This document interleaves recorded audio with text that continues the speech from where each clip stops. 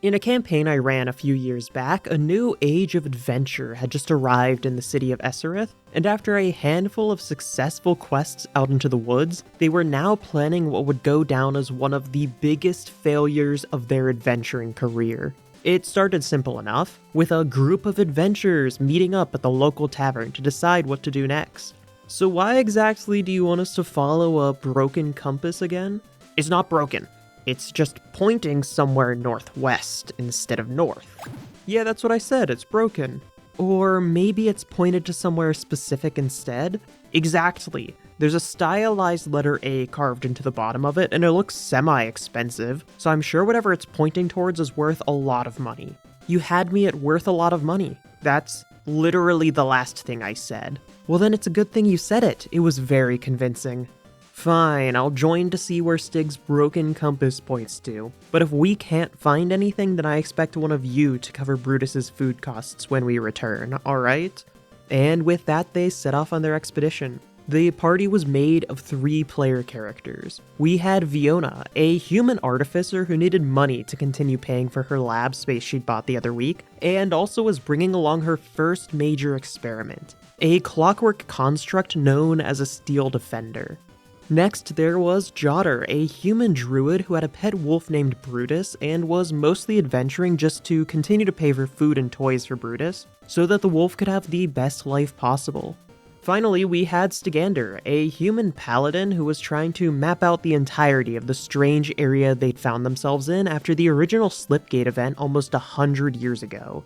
And with that, the party began their ill-fated adventure. However, first, this video is sponsored by the Scorched Basin Kickstarter, a new system-agnostic tabletop RPG setting inspired by media like Mad Max and Dune. It's drag and drop, so you can throw it into any games you're currently running as a new location, or start an entire new campaign in it. As you explore the vast desert, you'll get a chance to try out the new movement and combat rules for land vehicles, as well as experiment with the new alchemy system, where you can combine local flora to create fun concoctions. In addition, there are 5 unique and fully fleshed out factions, each with an entire chapter dedicated to them in the book, ready to put into your game. If any of that sounds cool to you, the Scorched Basin Kickstarter is actually already active right now, and it'll be running until October 9th.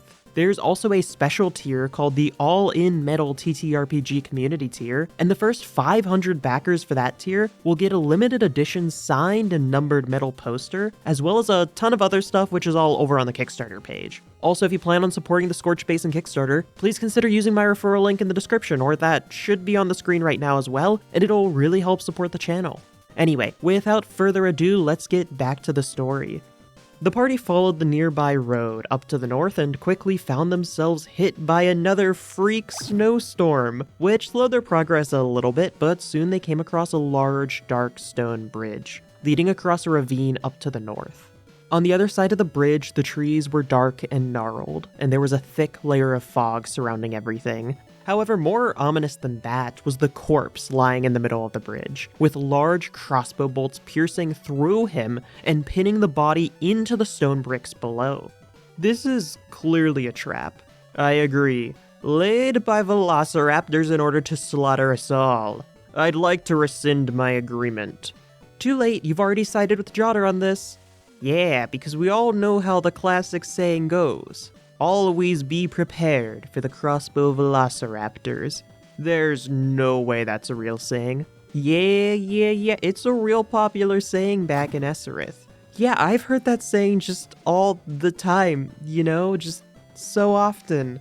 Alright, how about when we get back to Eserith, we go and ask around to prove how common this saying is. But for now, since it seems like this bridge is no longer an option, let's follow the road west and see what we can find. Maybe there's another way across.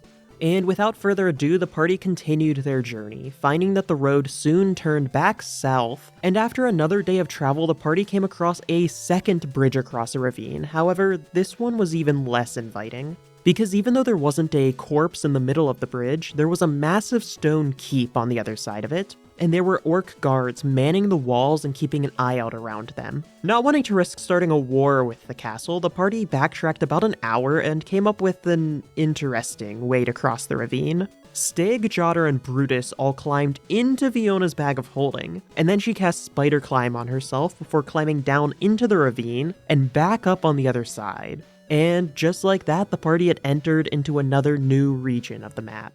It was a large, open expanse of plains surrounded on 3 sides by mountains, and in the middle of the valley was a large lake with a small town set up next to it. However, the party couldn't see too much else at first glance before they had to rest for the night. However, that's when things started to go wrong, because the party came up with a plan of sorts, and the next day, as the sun was rising in the distance, they decided to carry it out. The plan is simple. Jodder, you'll turn yourself into a spider and climb onto the back of my steel defender. Then, once you're ready, my steel defender will walk up to the gates of the Orc Keep as a distraction.